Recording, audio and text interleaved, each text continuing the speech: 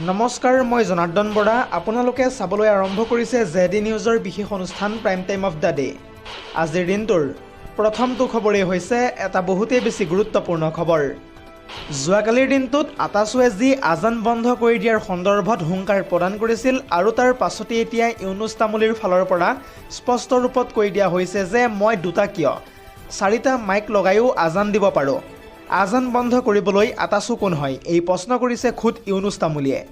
ইউনুছ তামুলীৰ ফালৰ পৰা ইয়াৰ উপৰিও কোৱা হৈছে যে অসমত জয় শ্ৰীৰাম ধ্বনি দিব পাৰিলে আল্লাহু আকবৰ ধ্বনি কিয় দিব নোৱাৰে।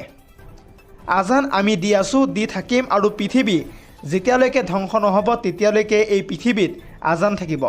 মনত ৰাখিব, এইখন ইউপি নহয়। নাৰে তকবীৰ ধ্বনি দি এনেদৰে এতিয়া মুকলিকৈ হুংকাৰ প্ৰদান কৰিছে ইউনুছ তামুলীয়ে। আজিৰ আমাৰ পৰৱৰ্তী খবৰটো হৈছে আন এটা বহুতেই বেছি গুৰুত্বপূৰ্ণ খবৰ, কিয়নো কেইটামান মুহূৰ্তৰ পূৰ্বে মুখ্যমন্ত্ৰী হিমন্ত বিশ্ব শৰ্মাই কংগ্ৰেছ দলটোক লৈ কেইবাটাও গুৰুত্বপূৰ্ণ মন্তব্য কৰিছে। মুখ্যমন্ত্ৰীগৰাকীয়ে এই সন্দৰ্ভত কয় যে হিমন্ত বিশ্ব শৰ্মাক ইমান সহজতে কোনেও বগৰাব নোৱাৰে, যিহেতু মই কংগ্ৰেছৰ সন্মুখত এতিয়া বুঢ়া আঙুলি হিলাই আছোঁ। লগতে কংগ্ৰেছেওতো মোক বহুদিনৰ আগৰে পৰাই ভয় খুৱাই আছিলে, আজি এইটো হ'ব, কালিলৈ সিটো হ'ব বুলি, কিন্তু আই ডোণ্ট কেয়াৰ কংগ্ৰেছৰ সেইবোৰ কথাত মই বুঢ়া আঙুলি হিলাই আছোঁ। এই মন্তব্য কৰিছে খুদ হিমন্ত বিশ্ব শৰ্মাই। কেৱল ইমানেই নহয়, কংগ্ৰেছী নেতা ৰাহুল গান্ধীৰ সন্দৰ্ভতো মন্তব্য কৰি হিমন্ত বিশ্ব শৰ্মাই কয় যে ৰাহুল গান্ধীৰ চৰকাৰ ক'ত আছে। ৰাহুল গান্ধী আচলতে এটা হৈছে পাগল। ৰাহুল গান্ধীৰ দিল্লীত চৰকাৰ আছে নে গুৱাহাটীত চৰকাৰ আছে নে ক'ৰবাত মিউনিচিপালিটিৰ চৰকাৰ আছে। সি আকৌ কয় মই মানুহক জেলত দিম।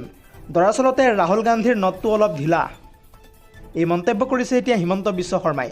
এদিন দাড়ি কাটিব, এদিন দাড়ি ৰাখিব, আৰু মাইকৰ আগত জনতাৰ সন্মুখত এনেকৈ হাল্লা কৰি কথা কয় যেন সিয়েই পৃথিৱীখন চলাই আছে। এনেদৰে এতিয়া কংগ্ৰেছী নেতা ৰাহুল গান্ধীৰ বিৰুদ্ধে আক্ৰমণাত্মক ৰূপত দেখিবলৈ পোৱা গৈছে মুখ্যমন্ত্ৰী হিমন্ত বিশ্ব শৰ্মাক। দৰ্শকসকল, আৰু বহুতো গুৰুত্বপূৰ্ণ খবৰ আছে। যদিহে আপুনি এতিয়ালৈকে এই ভিডিঅ'টোত লাইক কৰা নাই তেন্তে এতিয়াই লাইক কৰি দিয়ক, আৰু এনেধৰণৰ খবৰসমূহ প্ৰত্যেক দিনে পাই থাকিবৰ কাৰণে চেনেলটো ছাবস্ক্ৰাইব কৰি ভিডিঅ'টোত এটাকৈ লাইক কৰি দিব। এই মুহূৰ্তত দিবলৈ লৈছোঁ দিনটোৰ আন এটা বহুতেই বেছি গুৰুত্বপূৰ্ণ খবৰ, কিয়নো নিৰ্বাচনলৈ মাজত মাত্ৰ কেইটামান ঘণ্টা বাকী থকাৰ মাজতেই দেশৰ কেইবাটাও সংবাদ প্ৰতিষ্ঠানে প্ৰকাশ কৰিছে অপিনিয়ন পল। অসমত আকৌ হিমন্ত বিশ্ব শৰ্মাৰ নেতৃত্বতে বিজেপিয়ে চৰকাৰ গঠন কৰিব। তাৰে ভিতৰত চাণক্য ষ্ট্ৰেটেজিৰ মতে বিজেপিৰ মিত্ৰজোঁটে লাভ কৰিব 83ৰ পৰা 90খন আসন, আৰু তাৰ বিপৰীতে কংগ্ৰেছৰ মিত্ৰজোঁটে লাভ কৰিব 30ৰ পৰা 37খনকৈ আসন। ইয়াৰ উপৰিও অন্যান্যই লাভ কৰিব 3খনৰ পৰা 6খনকৈ আসন, আৰু তাৰ বিপৰীতে মেট্ৰাইজৰ মতে বিজেপিৰ মিত্ৰজোঁটে লাভ কৰিব 92ৰ পৰা 100খন আসন। ইয়াৰ উপৰিও কংগ্ৰেছে লাভ কৰিব 22ৰ পৰা 32খন আসন, আৰু অন্যান্যই লাভ কৰিব মাত্ৰ 4খনৰ পৰা 7খনকৈ আসন। এইখিনিতে আপোনালোকক জনাওঁ যে অপিনিয়ন পলৰ মতে যি তথ্য প্ৰকাশ পাইছে ইয়াৰ পৰাই এটা কথা স্পষ্ট হয় যে আগন্তুক 5 বছৰৰ কাৰণে বিজেপিয়ে অসমত চৰকাৰ গঠন কৰিব। পৰৱৰ্তী খবৰ, আকৌ এবাৰ মুখ্যমন্ত্ৰী হিমন্ত বিশ্ব শৰ্মাই পৱন খেৰাক উদ্দেশ্যি কেইবাটাও গুৰুত্বপূৰ্ণ মন্তব্য কৰিছে। মুখ্যমন্ত্ৰীগৰাকীয়ে এই সন্দৰ্ভত কয় যে পৱন খেৰাই জেলত যায় নাযায় সেয়া পিছৰ কথা।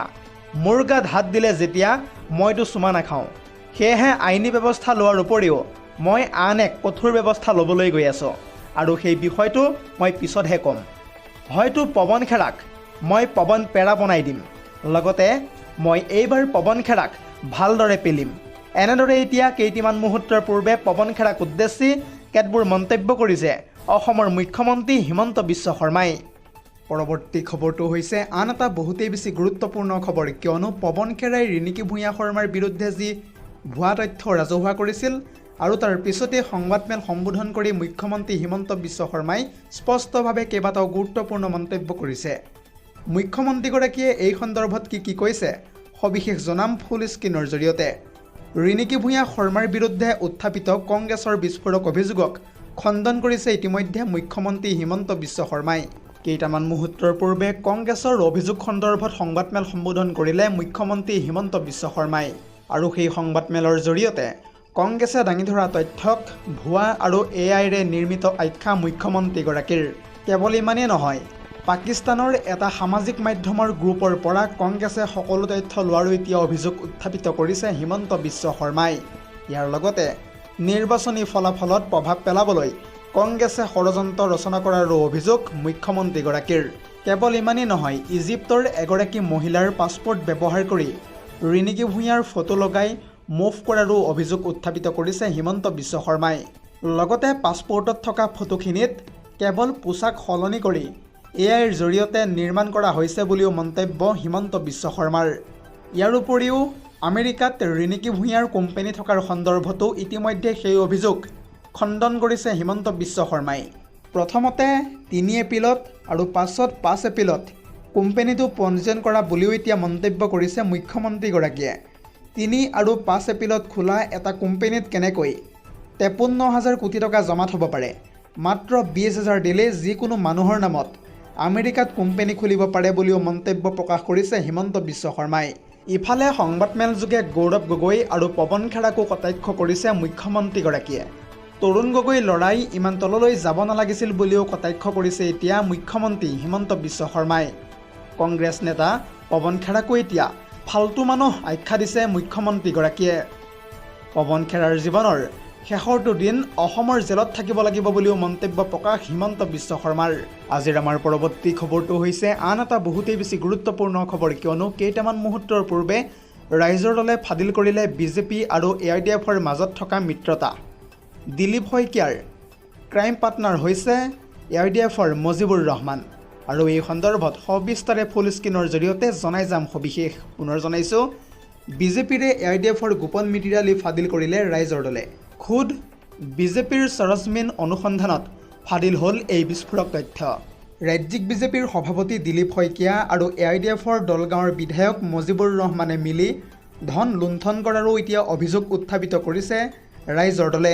প্ৰায় 1,20,000 টকাৰ বিনিময়ত মাটিৰ পটা দিয়াৰ প্ৰতিশ্ৰুতি দি ধন আত্মসাৎ কৰাৰ অভিযোগ উত্থাপিত কৰিছে এতিয়া ৰাইজৰ দলে। কেৱল ইমানেই নহয়, 800 বিঘা একচনীয়া মাটি ম্যাদী কৰাৰ নামতো দুয়োজন নেতাই মিলি অবৈধভাৱে 10 কোটি টকা সংগ্ৰহৰো এতিয়া অভিযোগ উত্থাপিত কৰিছে ৰাইজৰ দলে। বিজয় কুমাৰ গুপ্তা, মিছন ৰঞ্জন দাসৰ নেতৃত্বত গঠন কৰা হৈছিল এই তদন্ত কমিটি। আৰু এই তদন্তৰ তথ্য লুকুৱাই থোৱাৰো এতিয়া অভিযোগ উত্থাপিত কৰিছে ৰাইজৰ দলে। আজিৰ আমাৰ পৰৱৰ্তী খবৰটো হৈছে আন এটা বহুতেই বেছি গুৰুত্বপূৰ্ণ খবৰ, কিয়নো আছাদুদ্দিন ওৱেইছিৰ সৈতে মিত্ৰতা কৰি জমিয়তৰ ৰোষত পৰিছে এতিয়া মৌলানা বদৰুদ্দিন আজমল। আৰু জমিয়তৰ পৰা হয়তো হ'ব পাৰে বৰ্খাস্ত। আৰু এই সন্দৰ্ভত সবিশেষ জনাম ফুল স্ক্ৰীনৰ জৰিয়তে। পুনৰ জনাইছোঁ, সাম্প্ৰদায়িক শক্তিৰে মিত্ৰতা কৰি জমিয়তৰ ৰোষত পৰিছে এতিয়া মৌলানা বদৰুদ্দিন আজমল। আজমলক কাৰণ দৰ্শোৱাৰ বাবে ইতিমধ্যে জাননী জাৰি কৰিছে জমিয়তৰ ফালৰ পৰা। আজমলৰ নিজৰ গোট আৰু মাহমুদ মাদানীৰ গোটৰ কাৰণে এই জাননী ইতিমধ্যে প্ৰেৰণ কৰা হৈছে। কেৱল ইমানেই নহয়, আছাদুদ্দিন ওৱেইছিৰ AIMIM দলক ইতিমধ্যে সাম্প্ৰদায়িক আখ্যা দিয়া হৈছে। এক কথা ক'বলৈ গ'লে জমিয়তৰ মূল নীতি আৰু আদৰ্শৰ পৰা বিচ্যুতি হোৱাৰ অভিযোগ উত্থাপিত হৈছে এতিয়া আজমলৰ বিৰুদ্ধে। কি পৰিস্থিতিত কেনেকৈ আছাদুদ্দিন ওৱেইছিৰ লগত মিত্ৰতা কৰিবলগীয়া হ'ল, এই সন্দৰ্ভত কাৰণ দৰ্শাব লাগিব এতিয়া বদৰুদ্দিন আজমলে। হয়তো সন্তোষজনক উত্তৰ নহ'লে আজমলৰ বিৰুদ্ধে লোৱা হ'ব সাংগঠনিক ব্যৱস্থা। জমিয়তৰ অৱস্থা সদায় সাম্প্ৰদায়িক ৰাজনীতিৰ বিৰুদ্ধে বুলিও এতিয়া উল্লেখ কৰা হৈছে। ইতিমধ্যে সেই পত্ৰখনত স্বাক্ষৰ কৰিছে জমিয়তৰ সচিব তথা নিয়াজ আহমেদ ফাৰুকীয়ে। আনহাতে কাৰণ দৰ্শাবলৈ এসপ্তাহ সময় পৰ্যন্ত বিচাৰিছে এতিয়া মৌলানা বদৰুদ্দিন আজমলে। সাম্প্ৰদায়িক শক্তিৰে মিত্ৰতা কৰি এনেদৰে এতিয়া জমিয়তৰ ৰোষত পৰিছে Maulana Badruddin Ajmal. News desk report, ZD news.